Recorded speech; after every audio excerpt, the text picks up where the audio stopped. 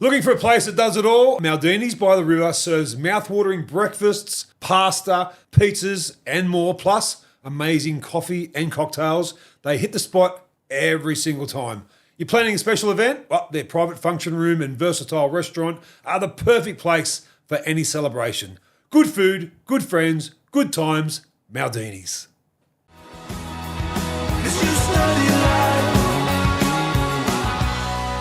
Welcome back to Life in 5, where we speak to some of the biggest names in sport, entertainment, and the media. Well, today we have one of them special guests who I know personally. She's covered World Cups. She's a contributor for 2GB. She's writing a column now for the Daily Telegraph, and she's fast becoming one of the most respected names in Australian journalism. It brings me great pleasure to introduce my mate, Lucy Zelić. Oh, that's a nice introduction. Thank you, mate. I don't know that I'm one of the most respected. I think I'm a voice, but there are many people that have come before me that are certainly far more deserving of that title. But you have got a voice, and you are using it to great avail, because some of the stuff you say resonates with a lot of people. You know what, though, MG? The thing about it is, and a lot of people have, particularly when I've come out in the Save Women's Sports advocacy space, a lot of people have applauded me for my courage, etc. And I've been very uncomfortable when that comes my way, because I think I'm not saying anything controversial by speaking the truth. And the fact that we have reached a point in society where it is now controversial to say things like, hey, biological sex is real, women are women, men are men, you can't be one or the other. It's been very polarising, but I had a big issue with the fact that it was polarising, particularly being a journalist, and my background and my training has always taught us to pursue the truth. So this perversion of the truth for me has become a real issue, and I understand that it's a very complex and sensitive issue, and a lot of people, including our politicians and sports administrators, like to refer to it as a culture war. But I think the correct and more apt term is a war on women's rights. So it's been an interesting year for me since I decided to stick my head above the parapet and have that conversation. Up Periscope. Yes. Do you get trolled much? Yeah, I do. But, as we kind of go through the podcast and you see the series of photographs that I've submitted today, congratulations, by the way. Thank you, darling. I think it's very unique and very cool. I'm immune to it now. There are days where I kind of log in and I think, I'm not in the mood for this. I want to protect my peace. I'm not in the mood to start engaging with people, because I do. I like to have conversations with people. I like to have debates, and I like to call them out on their nonsense too. And I think that the way that we shift the narrative is by having the conversation, not by simply kind of saying, you know what? Under the rug. Exactly. And I'm too scared of being cancelled and what this could mean for my career, because we'll never shift the needle on the narrative. And so you have to have the conversation. And that just doesn't apply to Save Women's Sports.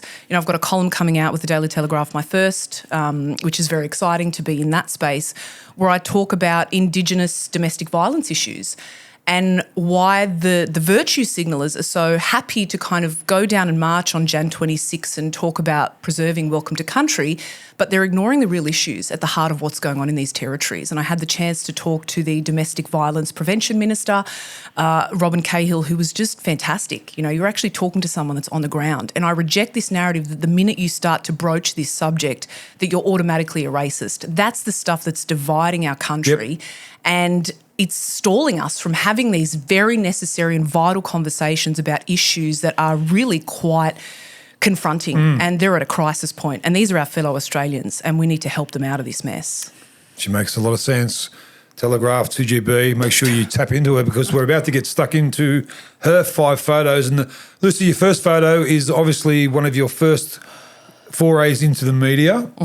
This, I take it, is a radio station. Tell us exactly what it is and why it made your 5 photos. So this one's a really interesting one for me, because I am at a local radio station in Canberra, which is where I was born and raised and I grew up, and it was 2XX Studios.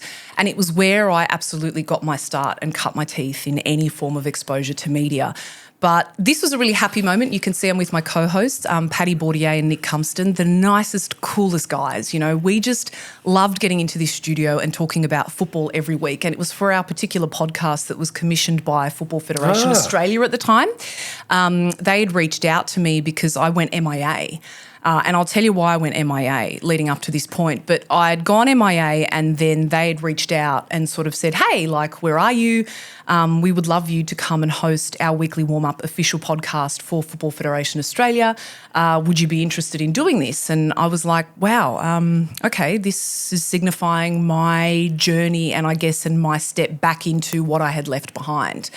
And what I had left behind, and the reason why this is such a defining moment and a really significant one, and I think it's important for people to understand this, you have to experience rejection in your life. You would know this better than anybody being in sport. You have to experience heartbreak. Not just sport, but afterlife. I've been dropped from radio stations and from media outlets, and it hurts. Absolutely gut-wrenching stuff. Hurts. It's how you climb back up the ladder that defines you. There you go. But not a lot of people climb up the ladder. Right, there's this fantastic book by Rolf DeBelly called The Art of Thinking Clearly, and it talks about if you want to, because people only look at success and they see the people that have made it and they see the people that have achieved. But Rolf DeBelly talks about if you want to see what success actually looks like, go and take a walk through the graveyard of those who tried to succeed but couldn't. And the tombstones are vast and varied and very many. Well, because it's not easy. Everyone thinks that, you know what, I could do your job, I could be a footy player, I could be a broadcaster, I could be this, and you only got there because of your last name, which I copped a lot of, right? And that's fine, I get it, a lot of people thought I got into my job just because of who my brother was. Ned, Brother Ned. And you know what, maybe, who we absolutely love, a great guy who, again, very much is clearly something that's in the Zelić DNA. We like to stick our head above the parapet and have conversations that not a lot of people like.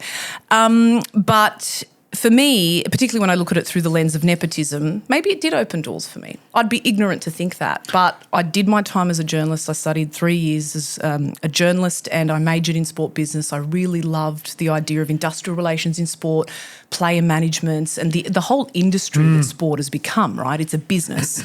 I really enjoyed that, but it wasn't my last name that got me out of bed at 1:30 every morning. But just on that, it might be an avenue for you to get through a gap that might not have been there before because of your last name, but once you're there, the pressure on you to perform is vastly greater than someone who doesn't have the same famous nickname.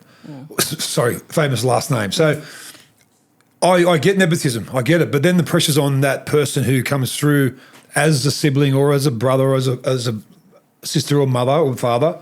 Then you've got to perform because your last name's famous. And then add to that you're a woman, right? Oh. In a male-dominated industry, I'd be pretty naive, and I think a lot of women, particularly my predecessors who really had to work extremely and doubly, if not triply hard to succeed. Debbie Spillane, that's the name I was going to mention. Debbie Spillane was one of the first, I think she was the first to go into a men's change room. Yep. In the late 80s, I was playing for Penrith.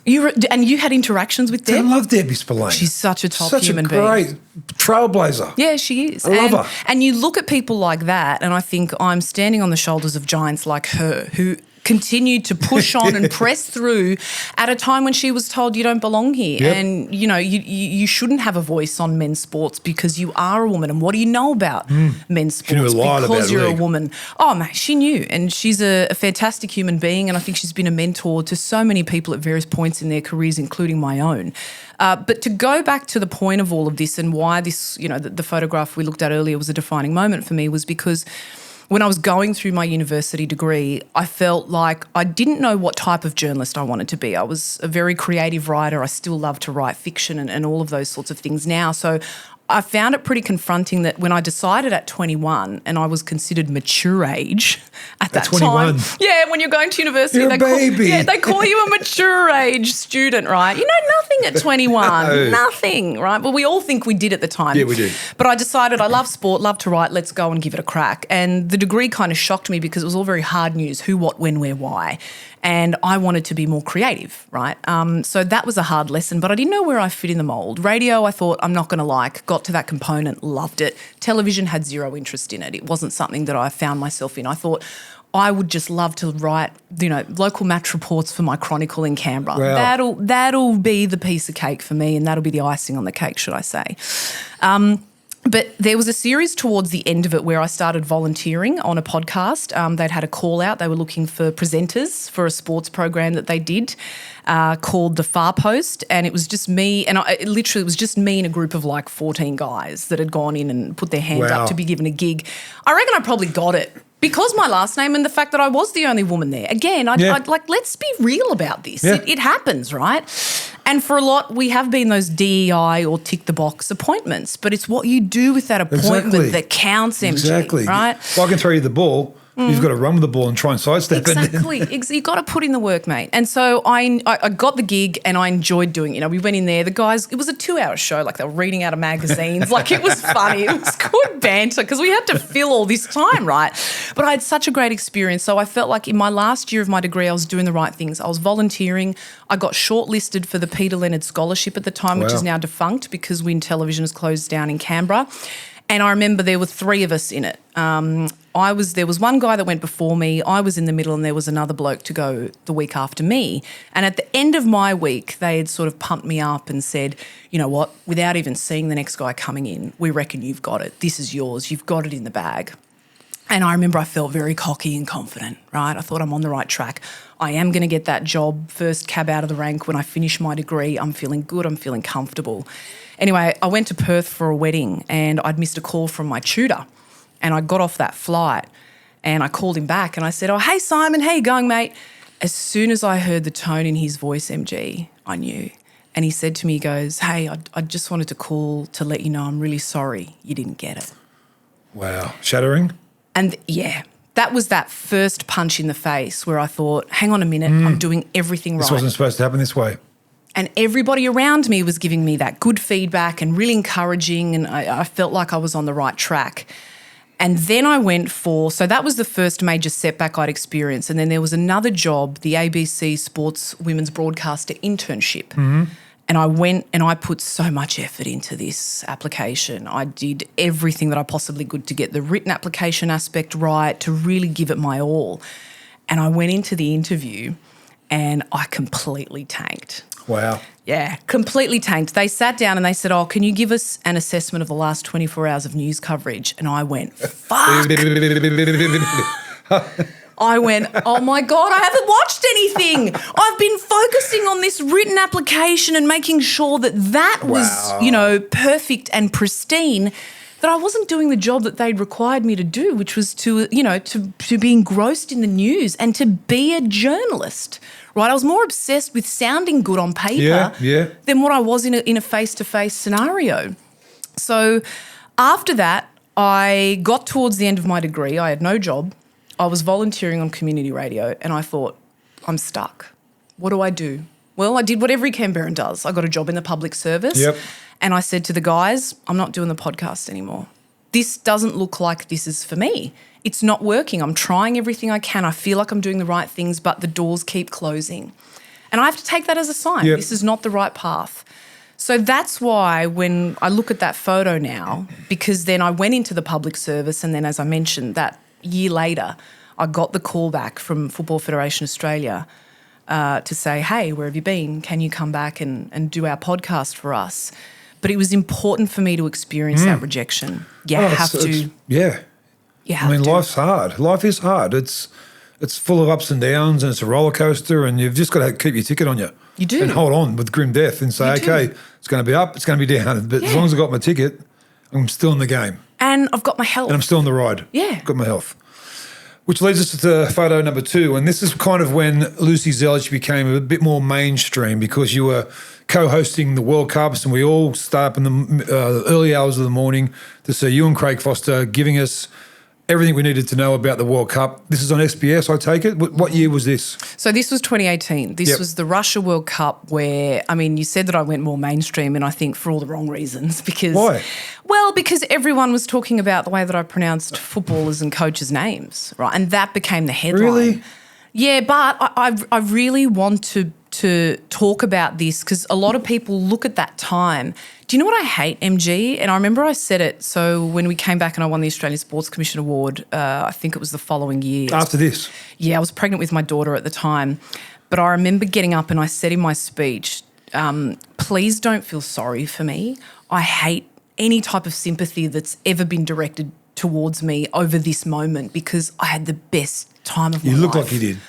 I went there because it was such a stark contrast to the experience I had in 2014 for the Brazil World Cup. I was a young kid. I'd literally, before I hosted the Brazil World Cup, I think I'd only hosted one live game.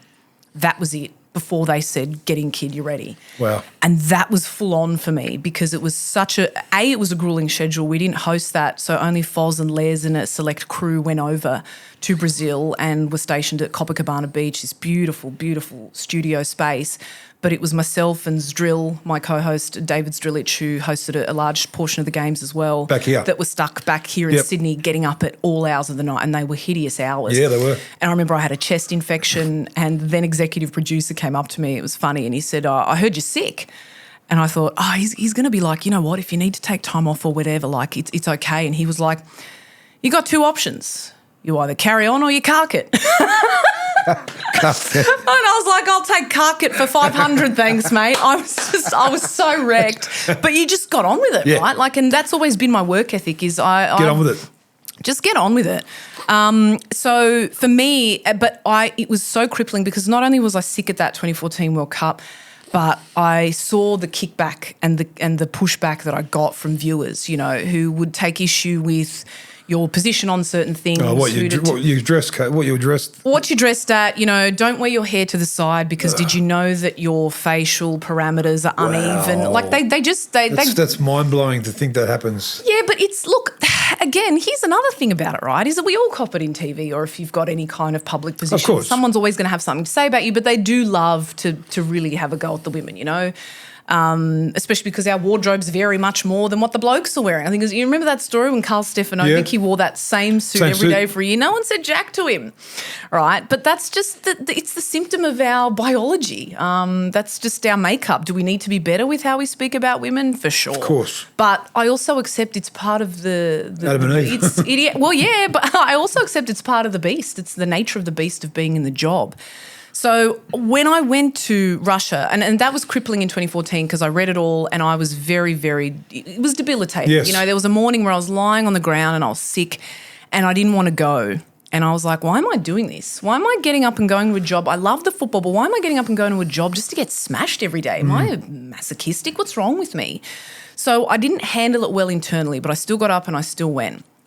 When 2018 came around, I was like, I'm not doing that. I'm not reading anything. I'm not looking at social media. I'm just going over here to have a great time because it was a career bucket list of mine. As I said, I never wanted to get in TV, but once I did, I was like, I'd just love to host a World Cup in the host nation. Wow. So when Foz and I went over there, and it was a tick, and it was an emotional one though because, we'd lost Les in 2017. So that was really hard. That was really hard because it was the first one without him. And so for us to be there and to have his partner, Cedar, who is such a beautiful human being, there to be able to kind of commemorate his memory in many ways and support Very us. emotional. And to keep his memory alive for us was hugely important. But I had such a great time. And I remember the publicist, Lou Reed, fantastic human being. Good singer too. Not that Lou. And the colour girls go, But she called me and I was like, what's all this fuss about? Because I'm getting messages from people back home being like, hey, we're with you, ignore all the hate. And I was like, ugh. And she called me one morning. I was like, what's going on, Lou? And she's like, I don't know. People got a problem with how you're pronouncing names. And I said, what's the problem? She was like, I don't know. You're pronouncing them correctly. And I was like, I said, I don't want to do anything about it. I don't want to talk about it. I don't want to address it. Just leave me be. Let me just talk about the football, enjoy this ride and have a great time. Yeah. And that's what I did. And so it was a really defining moment for me in my life because the first time that I went, I'm protecting my peace. And I came out so much better for it. And now I reflect on that journey, which was also, by the way, professionally very grueling. When the whole thing with Optus blew up. Of course. And we were thrust into that situation where we went from doing a kind of highlights program in the morning, a social media show and one game to all of that in addition to a further 2 games on top of that, plus podcasts. That's a long day. It was like 18-hour days. For 2 weeks? No. For like almost... A month? Yeah, for like 5 weeks. Yes, that's of course. It's the World Cup. And I remember, and I was a big smoker back then. Those were yeah. those were the glory days.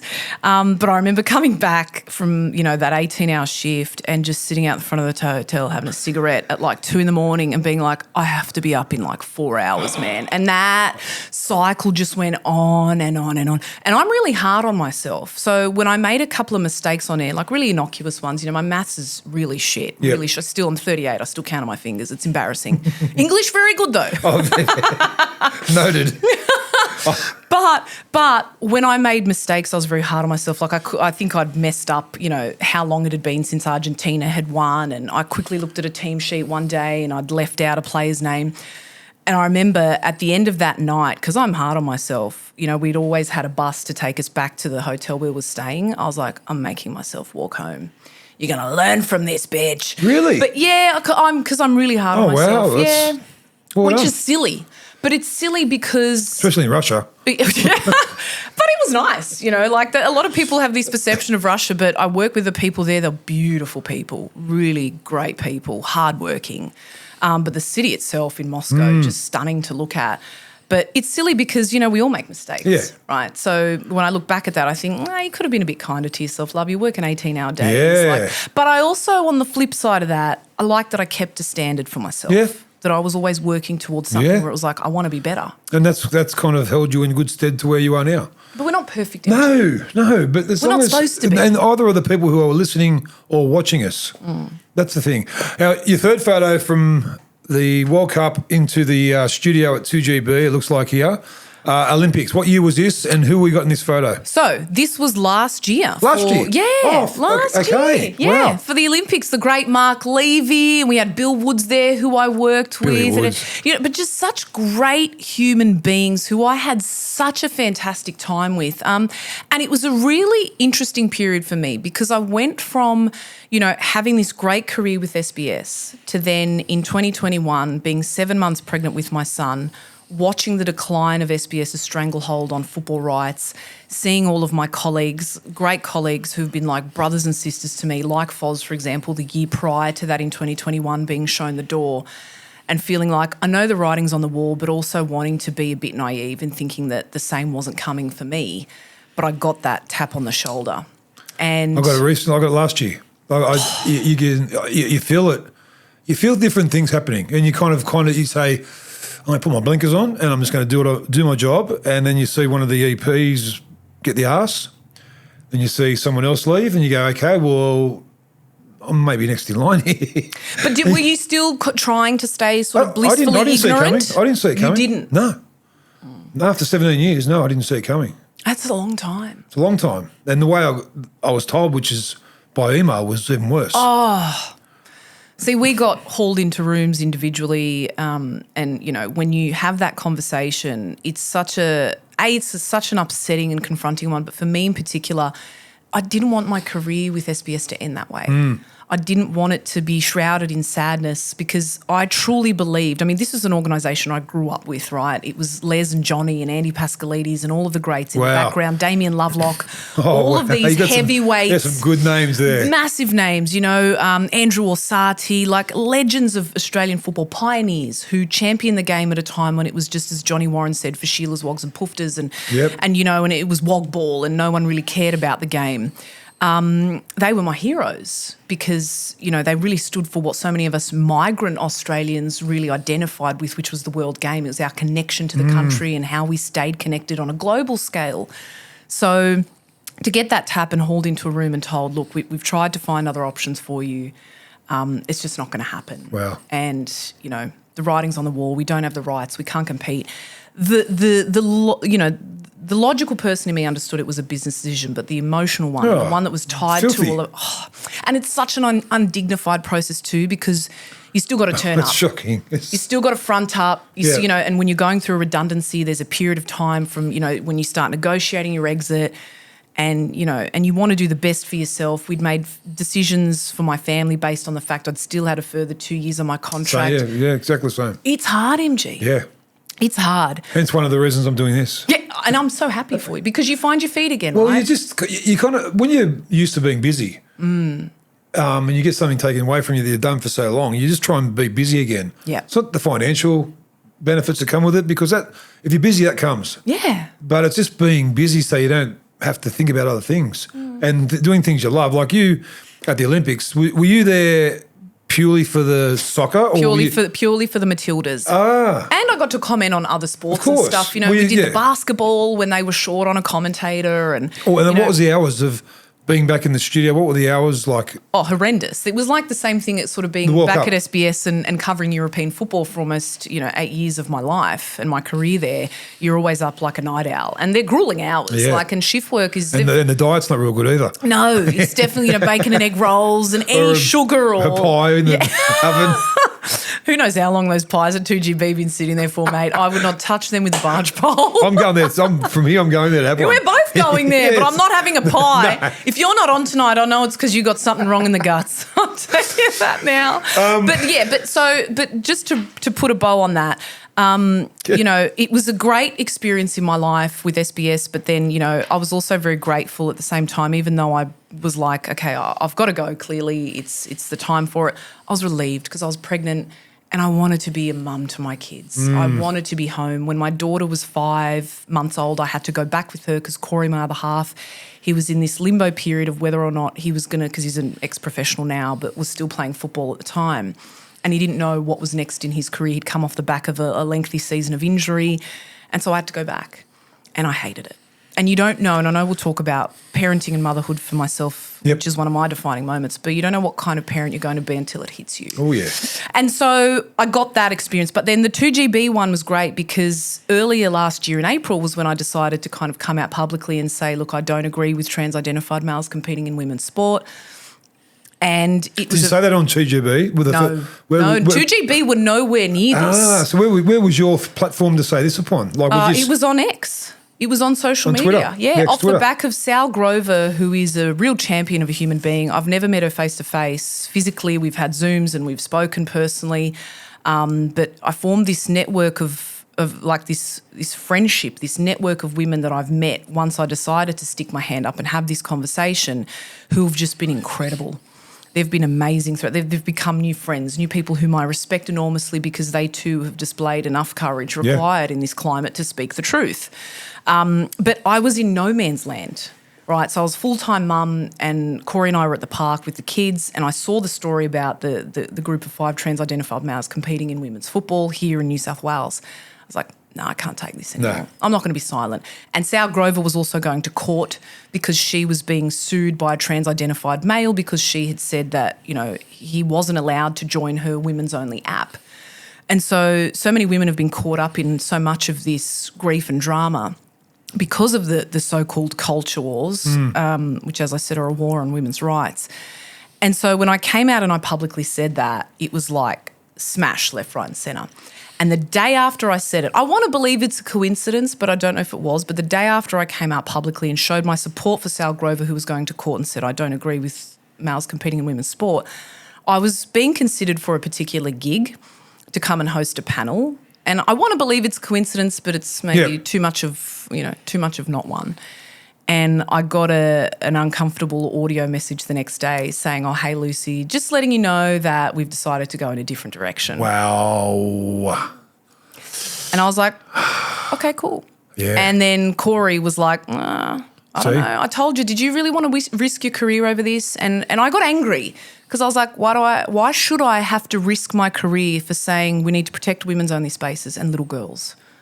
Why am I risking that? I'm not staking anything on that. It shouldn't be a risk, MG. No. So I had that conversation and then it was so quiet for months. Right. I was getting smashed by everybody. Almost, that's fine. Would you think you were cancelled or? A little bit. I don't buy into cancel culture. No. I'm not into that. But it was a very lonely hill to stand on because I had former colleagues coming out and just tearing me to shreds. Really? People who you think that you had a great friendship with and a great relationship with. But I saw something the other day on Instagram. It was really good, and I think a lot of people need to heed this advice. And it was something along the lines of, let's normalise calling people work colleagues, acquaintances, people that you've met through a friend of a friend. Not everyone is your friend. No. Not everyone's going to align with your energy. Not everyone's going to have the same views on you that you have ideologically, politically. And by the way, that's okay. I've got so many friends whom I disagree with politically Yep. or ideologically. Still your friends. Fine. Exactly. Still your friends. People take it so personally Yep. now, MG. Yep, even recently with the election. Like I'd done a pre-poll because I had to go up for Magic Round on the Saturday. So I went down to Penrith the Friday before. And I'm one of them guys when it's election time, I take a pamphlet off everyone. Yep. So I think these poor buggers have been here for 4 or 5 hours. All they want to do is hold a pamphlet out. Oh, you're a nice guy. I should take one. Because a lot of people I'm seeing are going, I'm going, come on, man. No, that was me. Because I've done my research. So I'm like, I'm not going to waste your time. But I just took them and You're a good man. and then I came out and the Labor candidate for Penrith saw me and she goes, can I get a photo with my son? I said, fine. Yeah. Had a photo, selfie. Then 5 seconds later, the Liberal candidate, Melissa McIntosh's left-hand lady, said, can we get a selfie with Melissa? Warren Mundine was there. Can I get a selfie with the MG? I went, oh, I was. Yeah. So then the poor bugger with Pauline Hanson's, Did they ask you for a selfie? I said, come here. He wouldn't have known who I was. How good. So I know. But know, it's divisive. It's very divisive. So I don't tell anyone of my political leanings or I've got mine. My kids asked me who I said, you don't need to know. I want you to worry about your own backyard. And as you get older, you'll find your own beliefs. See, that's interesting because I've been very transparent, always have been, particularly with the 2GB audience, and we know that they are more conservative leaning, etc. That's what you say. That's why people love you. Oh, but I've been very transparent. I voted Liberal at every local, state and federal election because I was raised on that political diet, right? And I think that obviously you raise your children to be who and to instill in them values that you believe in, that you want them to model and to have in society. But I think at some point you reach a level where you go, I've got to make my own mind up now. And whether you're interested in politics or not, I mean, I took more of an interest in it when I became a parent and I started seeing that pendulum swinging way too far to the ideological extremists, and we need to bring back a bit of common sense and we need voices in there to rail and rally for that. So, but I've been disappointed, you know. I think that there's no perfect political candidate or political party, but what I'm saying now to a lot of people, and certainly values I hold for myself, is that I'm beholden to policies, not the party anymore. Yep. And that's important, and that's where I've sort of felt a bit disappointed. But things went quiet, and then 2GB popped up, Ben Fordham, to bring it back to the conversation. Ben Fordham, he reached out and asked if I could come on his show, and that's when, and he's such a top human being. Oh, isn't he a great man? It's because I think people need to know more of just how much this guy extends his hand out to help people along the way, which is what he did for me. Yep. Because he went to bat for me to management and said, can we get her in? Can we get her in some capacity? They reached out to me. That's when the Olympics opportunity came up. That's why it was a defining moment for me, because it was the first organisation to really, in addition to Sky News as well, but it was the first organisation to really extend a hand to me and say, your views are okay. You're welcome. Because they're views. They're views. But we're not going to silence you. We're not going to shove you in a corner because of what you've said, and we're going to give you a chance. We know you love football, so can you come and do the Matildas coverage with us during the Olympics for 2GB Radio? And Ben really advocated for me. And you speak to so many people in the 2GB office and they all have very similar stories. I'm here because Ben went to bat for me. You know, so many of them. And he's a great guy, a very devoted father and husband, and you can see that. That just radiates from him, and a great professional. I love him. He's such a great guy. I love him. So 2GB, very defining moment for me. Well, you're making a name for yourself on that. And we're both on Clinton Maynard this afternoon. So good old Clinton. He's a great man. Great guy. Speaking about family, this is a picture, I would take it, of your mummy. Tell us why this is so significant in Lucy Zelić's 5 photos. I'm a lot of people, you know, when they see me, they think that I'm this very rabid, kind of opinionated, intense character who's devoid of any empathy or emotion because of certain positions that I take. But this is my kryptonite. And I'm a big softie, where I really go weak at the knees. And, you know, people would have that perception of you, big rugby league guy, you know, strong and this physical presence. But, you know, when it comes to your family, you know, these are the things that really hit home. And this one's a hard one because it's cancer. I'm sorry, mate. That's all right, Dale. I hate it. I hate it. And this photo in particular was taken on the last day of Mum's treatment. You can see she's smiling and she's so happy. You know, she's pretty puffed up from all the steroids that she was on because the year prior she was diagnosed with stage 3 bowel cancer. And they didn't know until they'd sort of operated on her just how serious it was. You know, they didn't know if it had spread until they'd kind of gotten in there. And so that was really confronting to, A, hear the words that, yes, your mother has cancer, because, you know, we hadn't been touched by it. We had lost sort of extended family members through it that we didn't have, as strong of a connection with in terms of it being, you know, because when it happens in your immediate family, that's when it hits home. That's when it's real. And you look at the cancer rates now and you're like, you can't escape it. You just can't. So you know in some way it's coming for you in your immediate family when you look at the figures, but you just don't ever want to believe it will be real. No. So when Mum got diagnosed, I remember we walked out of the oncologist's office and I was really taken aback by it. I think I was, 22 at the time, 23. I was at university. And I remember I was crying, right, when he told us this beautiful man, Dr. Leong, lovely, lovely guy, helped save Mum's life. But when we walked out, she looked at me and she said, I'm about to ask you something really hard. And she said, can you please just not cry in front of me? Because she was like, I know this is really hard to ask, but she said, when I see you crumble and I see you really struggling to deal with this, she said, it makes it even harder for me. That's amazing insight. And I was like, wow, you don't think about that, right? And we don't often, because you're pouring so much of your emphasis into the person that's received the diagnosis, you often forget that the support people around them are also on this journey with them. And so I just started bottling everything up. It was like, nah, I got to button up for Mum. I got to really, you know, just soldier on for her and make sure that she can see me as this very grounding figure for her. And I remember she said this one thing when she came out of surgery. I was like, how are you feeling, Mum? And she said, you know what I've realised is that in life we want for so much. Cars, houses, status, all of this stuff. But she said, when you are sick, all you want for is to be well. Yep. Wow. One thing. And so we don't ever appreciate that enough, right? We're a culture of want, more. You know, this car represents status, this handbag, this watch, this, that. And you realise when you're sick that none of it can help save you. All the money in the world cannot avoid a terminal diagnosis and that grim inevitable fate that you will pass. So it taught me a lot, but from the bottling of it up, you know, privately and separately, I struggled because I thought, what would I? And I mean, I joked about it at the time that my kitchen was the cleanest in Canberra because that was how I coped. I would be like up at 2 a.m. with the scourer scrubbing because I needed to just keep my mind off things, right?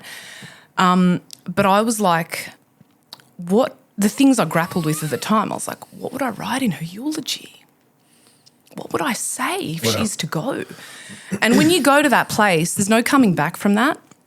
And so and touch wood today, you know, my mum's in remission now. She was given the all clear and has been for over a decade, which is such a blessing and a relief because I know there are so many people that don't get that.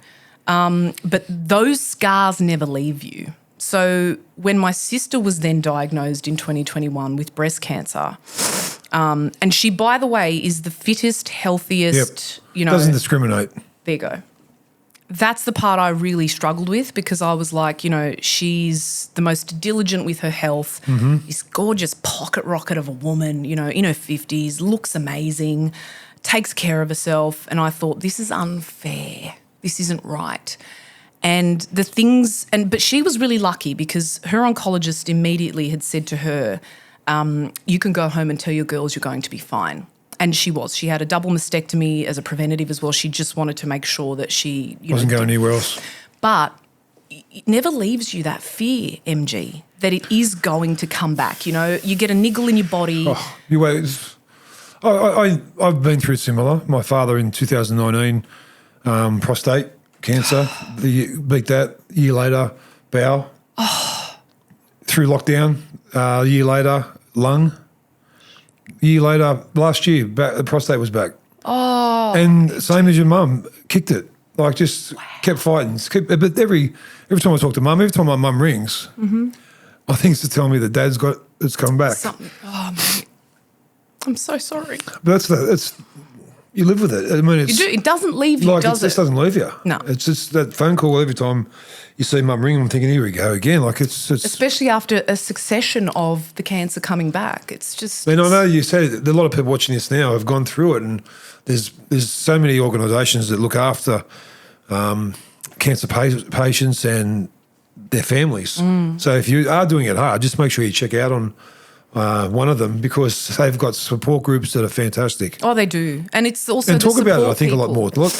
Talk about your feelings more when you've got someone who's ill who's been a part of your life for so long. And there are tendencies, and I know that some of the the men in my family have always had that very robust kind of man's man attitude of we just got to get on with this and push on. But Science and technology are on our side these days. I tell my mates, when I had a bit of a scare about 5 or 6 years ago, when I passed blood, I went, okay, I've got bowel cancer. Well, I had 14 polyps. I went and had a colonoscopy. Yep. Had 14 polyps. And did you get them removed? Got them all out. Yeah, good. And so I went back 12 months later. There was 2 there. And I've been going back now it's 5 years. Yeah. So just keep getting checked. Oh, blood tests every 6 months. Yeah, I did one too. The scary thing with breast cancer in my sister's case is I think it's only 5% is hereditary. So when you look at those figures, you think, we obviously have a predisposition to bowel cancer because it can run in the family. My auntie also diagnosed with it as well. But it is just being diligent. I've had checks. I mean, I think I'm an advocate for if you are someone that has it in your family, I think it should be mandatory that you do for the ones that have, that genetic predisposition. You should get checked at, whatever age. So I'm a big believer of that. But those are success stories. But again, as I said, that the scars don't ever leave you. I remember seeing my sister, who, as I said, very, beautiful woman, fit, takes care of herself. When I saw her for the first time, and she'd lost so much weight, and she got home, and the first thing she did, because it was hot on her head, she'd take her wig off, and I saw her bald, MG. And I thought, far out. What if this does come back and take her? And so when she has had little niggles and things come up, I just, you freak out. You do. Like you said, that phone rings and you go, whew. Or if she doesn't answer the phone, I think, is she all right? If I haven't heard from her for a couple of days. So these are the things that haunt you. But then last year, 4 days after Christmas, the day before I was due to start my first ever fill-in radio shift for 2GB, we lost Corey's mum to cancer. She had when I was pregnant with my daughter, she was diagnosed with colorectal cancer and she beat it. And she unfortunately had to have the colonoscopy, like the bag. So that was really hard for her to make that transition. But then the cancer metastasized and it came back. And it's so hard to talk about because it's real, but B, you go through moments where you think it's not real. Yep. And you have to watch your husband carry her coffin and you have to say goodbye to a person for the last time, knowing that is the last time you will see them alive. And that, it will haunt me forever. That's the things that wake me up at night. Yeah. They wake up and I can't get back to sleep about. Nah. That's the things in life that, as I get older, stops me from having a solid night's sleep. Yeah. Because, again, and we get caught up in, and the lessons out of this and why they've been so defining is not just because we've lost this beautiful human being in his mother. And he said to me the other day, he goes, Lucy, the hardest thing is that all I have left now are memories. So we're very big on always making sure we do stuff with our kids, right, and giving them... and the legacy, I think. Absolutely. Every time we sit around the table with friends and family and we know it's inevitable that something's going to happen to us one day, but it's how our family and friends talk about us when we're gone that keeps our memory alive forever. Absolutely. And I think we all grow up and we reach a point one day where we figure out who our parents are. Growing up for me with two, Croatian parents, immigrants, my dad came here in 1968 with the view of just working, saving money and going back, but then realised, hey, this country's incredible. Lucky country. Well, used to be. Yeah, used to be. Save that for 2GB. Don't get me started on the government. But, and it was the land of promise and of opportunity. And, I still think we do have that, by the way, but we just got to work our way back to it. Well, yeah, we do. Yeah, but So they were, pretty, I guess, they were trained in the art of survival and not so much emotional intelligence. And I guess that, growing up, I'd always thought, Mum was very hard on me, etc. But my mum had such a hard life too.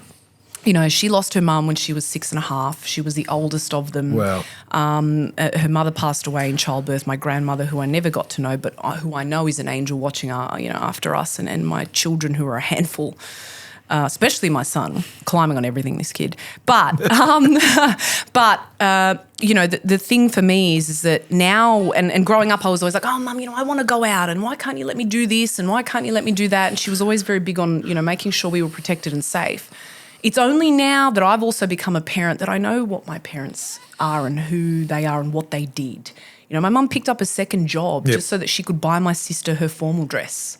Right, because that was the one my sister. A lot of sacrifice really our parents made for us. So much, MG. Yeah, just so much. Well, that brings us to our final photo with Lucy Zelić here, and this one is the piece of resistance. This is beautiful photo. It's obviously your partner Corey, and your two beautiful kids.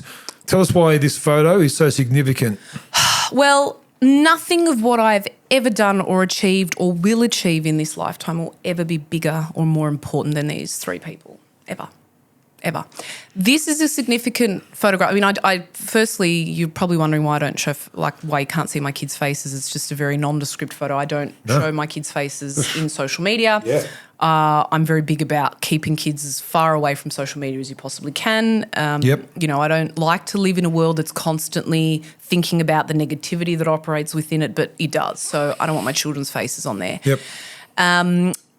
But this wharf, I'm embarrassed because I don't know the exact name of it, and you'll have to forgive me. What suburb? It's in Brisbane. Oh. It's in Brisbane, and it was the same wharf where Corey and I had our first date when we first got together. We never. How old were you when you got with Corey? Oh, was I 31? Oh, yeah, I was 31, so later and he in life. was 25, turning 26. So Okay. younger than me. I'm the cougar. You're the corral.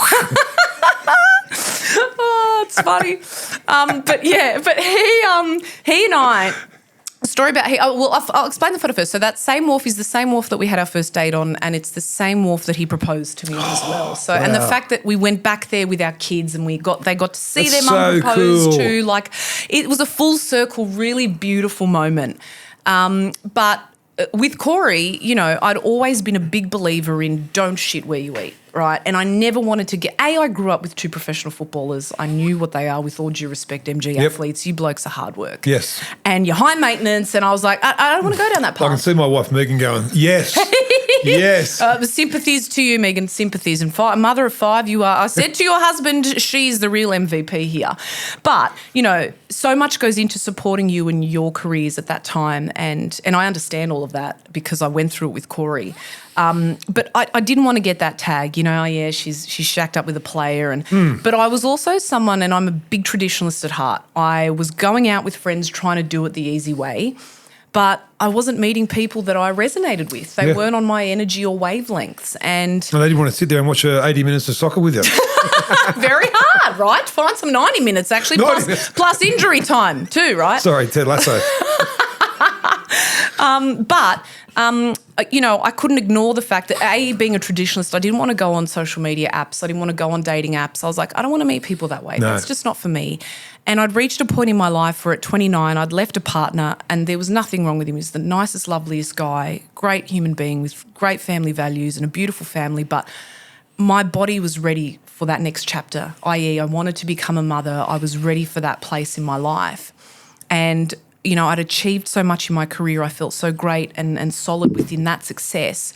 But I hungered for that next chapter in my life. I wanted to be a mum. I wanted to be with somebody that shared common values, faith, etc. Because I'm a big believer in Jesus Christ, and that is my faith has governed so much of what I do in my life, and it's the one thing that's always been there for me, regardless. But with him, we'd always had a nice friendship. So we'd worked together on podcasts. He'd come on shows I'd hosted. It wouldn't be uncommon for him to come and see me up on the sidelines. Hey, Luce, how are you? And we'd have a good chat. It was a really nice friendship.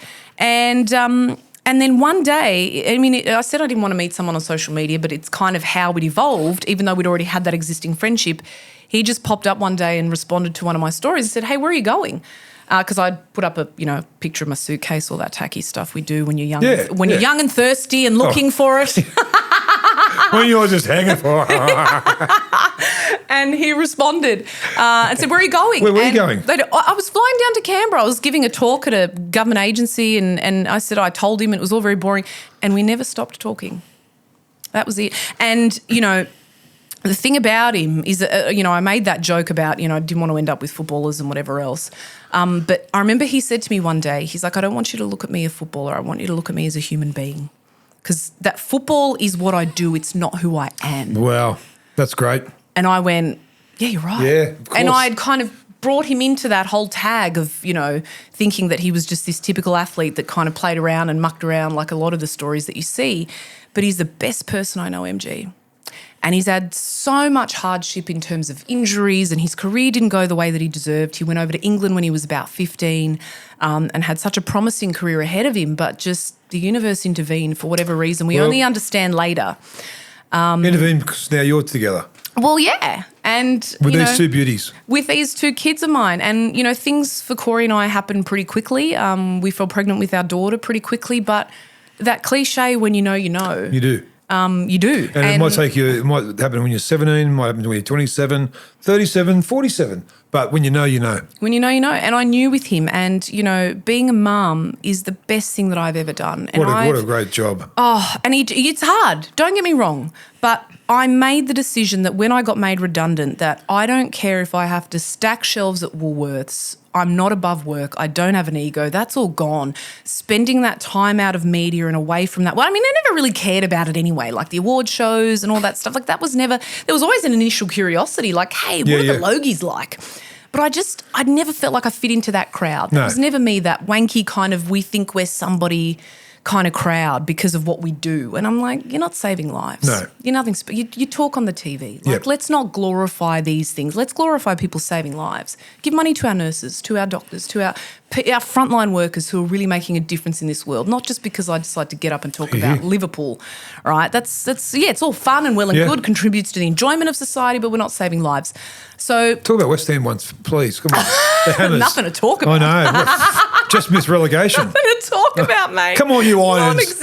Non-existent. But for me, then when I became a mum, I said it before, you don't know what kind of parent you're going to be. I never wanted to. Because there's no manual. And everyone tells you about it. Everyone tells you what it's going to be like to be a parent, and then everyone tells you what it's going to be like through childbirth. Then everyone tells me what it's going to be like to be a grandfather. Yeah. And you don't know until it happens to you. You don't know until your waters break and you got to push out that baby twice, au natural, no drugs, all right? Like a proper cave woman. 5. Your wife. El natural. Yeah. El natural. That's amazing, mate. She's amazing. a hero. Oh, she is. But that motherhood changes you. So I've had, incredible career opportunities come knocking to me in this period, and that would have been because you're settled. And you must look you must look at opportunities in a different way now. Yeah, I do, because you know what? I said no to them. Yes. Yep. And I have had moments where I've gone, hang on a minute, these gigs don't come around often in media, and is this the right thing to do? But I know that in 10 years' time, I want my kids to know I chose them, MG. Yep. And that's why I said, I don't have an ego in terms of, I don't care. If I need to make money for my family, I'll go to Woolies and I'll do whatever I have to do. But as long as I'm there for my children in these formative years when it matters. And the hard thing is that we don't live in a country that supports that mindset. It's put them into childcare. We haven't given parents that option. Right? A friend of mine called me and she was crying. She was like, my son's the first one there and he's the last one. But I said to her, one day, as we all do, as I said earlier, we grow up to realise who our parents are. He knows and he will know you are doing this as a sacrifice to help him in his life. And that's how I look at my parents who worked. My mum worked cleaning shifts overnight just to be able to make sure that she was there to take us to school and to put us to bed. God love them. You've got to love them. Now that your photos are done, this is the hardest part of the podcast, because now I ask you your favourite things in a... Oh, I didn't know this was a part of it. In a little segment called Gimme 5. Oh. So, who is your favourite band? Growing up or now? Both. Well, band's an interesting one because, like, you know, Who was the band that you loved in the 80s or 90s? in the 80s or 90s. Oh, gee, this is an interesting one. You know what? As a kid growing up, so I'm 38, right? I don't shy away. I was born in 1986. I loved a lot of that, like, old school music, and I still do love a lot of that old school music. I listen to, like, Clarence Clearwater Revival. You know, I love all of that music because it tells a story. The Stones, love the Rolling Stones, and I know they did that cover album. Yeah. And although they were covers, I just loved their rustic voices that I'd grown up listening to my whole life. Guns N' Roses, got to see them in concert in Russia, actually in Moscow. Wow. And although they weren't at their absolute peak and prime, like seeing Slash get on the guitar. And Axl's voice not quite being the no, but he still hit it, man. Yeah. Like he still gave it his best. But it's Guns N' Roses from that era. Is it your favourite song would be them as well, or have you got another favourite song that you and Corey have got, or is there a song that you resonate towards? It's weird. It's actually my theme song for 2GB when I host and I do the fill-ins. It's September by Earth, Wind and Fire. Do you remember the 21st night of September? Yeah, it makes me happy. That's great. It makes me happy. It gives me a goosebump straight away. So there you go. Really? It's a walk down memory lane. Yeah. When things were great. When the 70s music, man, like that. You know, there's about 12 in the band. Yeah. And just like KC and the Sunshine Band, and like it's just all that type of stuff was just happy stuff. And it was a great era in humanity too. I mean, I know we've always gone through different challenges. The pendulum always swings at various points throughout history. But I just felt like life felt easier then, didn't it? You know, your dad went to work, your mum looked after the kids, we instilled good values in our children. The street lights were your alarm clock. When the street lights came on, come inside. See, there was none of these iPads, bike riding. bullshit. You only see kids bike riding these days. Oh, man, I make sure we always go for bike rides and walks because I'm like, I get the technology's a part of your life now. But so should the outdoors be. Got to keep it old school. Okay, your favourite sport other than the great game of soccer or football? And I'm not saying this just for your benefit. It is rugby league because that was another sport that we grew up with. You know, Ned, my brother, is a rusted-on hardcore Raiders supporter. You know, from the great era, the Ricky Stewart, Mal Meninga, like those. Laurie Daly, Gary Belcher. Laurie Daly, the good old days. So, you know, experiencing that and having that on in the background when we'd come home from church on a Sunday and it wasn't the world game as in, you know, Les Murray and our football crew, then it was the footy on and just loved it. And my brother-in-law, Kelly, of course, who you know, Kelly Egan, you know, he's in footy as well. Yeah, so he's married your sister. Correct. Wow. Yeah. I played against him for the Bears and he had a big, tall centre. Oh, yeah. Yeah. And just the nicest, like... Great bloke, Kelly Egan, yes. I'm yet to find someone that has a bad word to say about the guy. I'm sure they exist. If you are somewhere, only because I'd love to know, right? Is there a bad thing you can say about him? But he's the best human being, a great father, and, you know, we just couldn't escape sport very clearly. But rugby league. What about your favourite ever TV series? It's Seinfeld, without a doubt. I'm with you. Yeah. You know, a lot of people say Friends, you know, Corey's it's either Friends or Seinfeld from that era. Yep. But before that, we had Happy Days and Brady Bunch and Monday, Tuesday, Happy Days. Wednesday, Thursday. But I think, you know what it is too? It's nostalgia. Of course. Hearing all that stuff where you're like, that represented a part of my childhood. And when I'm feeling like things are getting a little bit heavy for me, I go back to nostalgia.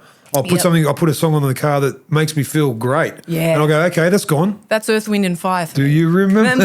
Just perks you right up. So yeah, Seinfeld, you can't beat it. Okay, can't. Lucy Zelić, you've been a naughty lady. Why? Because you're on death row now. What's that? Oh, my death row meal. What's your death row meal? My gosh. What's the last thing you're going to say as you stand in your cell with the cup going? The last thing I'm going to say is... Look out. Get ready for edits. No, they're not controversial. They're not controversial. The last thing I'd say is Christ is King. That's absolutely what I would say. Some people are trying to say that's controversial these days. But get back in your box, all right? Don't believe what you want to believe. Exactly. But make sure you got some be respectful. But make sure you got some belief. Be respectful though, right? I respect everyone else. They're entitled to their beliefs. If you subscribe to a democracy, you believe that. That's the last thing I'm saying. But the last thing that I am eating, far out, it's ice cream, mate. It is. Do you know what they reckon, don't you? What? That those on death row, when it's about to happen, revert straight back to their childhood. Is that a fact? And a lot of them go for ice cream, cake, cereal. Wow. That made them, when they were back in nostalgia, when they were back as a 8, 9-year-old. So you're always chasing those feelings. Yes. You're always chasing them. If you're blessed to have a good childhood. What type of ice cream? Oh my gosh, I'm going to now. It's not something fancy at all. It's not like a gelato Messina Neapolitan. special. It is. It is. Stop it. But do you know what? It's the cake, the Peter's ice cream cake. Well, we just had it for my daughter's birthday. Well, it's almost a Bubble O Bill. Minus the bubble gum that lasts with the flavour for like 5 seconds. Yeah, then you swallow it and go, oh, it's getting stuck in my lungs. For 7 years. Wasn't that the myth that it'll be stuck in your digestive tract for They 7 pull it out. years? Oh my God, yeah, but it's Neapolitan ice cream. And Keeping would it simple. you ask for a last drink or something just to wash it down? I'm not a drinker. I haven't, and it's not for religious, it's not for any other reason other than I had my last glass of wine in 2019. And then I found out I was pregnant, and then it might be TMI, but then I breastfed for 4 years. And I was like, you know what? It's the one time in my life where I'm doing everything I can to give my baby the best shot. So I just got rid of all of it, caffeine, booze. What about Corey? And he will enjoy a whiskey. I used to like whiskey as well, like Japanese whiskey. My best friend and I, we'd go to a whiskey bar, and that was our thing. Loved it. Well, she introduced me to that. But I'm a good time without the booze. Oh, yeah, you can tell. You know what? You've been awesome today. No, thanks, You have Angie. been awesome. You've let your guard down. You've let us in. You've been transparent as you always are. And I want to just say thank you for being on the podcast. Lucy Zelić, this is your life in 5. Oh, thanks, MG. And I know you say you're not a drinker, but our, you our good friends at Lily Pilly Wines would love you to have a Sauv Blanc and a Shiraz. Corey as well. will love that. Thank you. You didn't need to do that. Yes, we No, you didn't. I'm happy to be here with you, mate, and I think you're doing a great job, and I love this unique concept. I love that we can share our stories and tell them in our own way without someone telling them for us. So thank you, mate. That's a promo, by the way.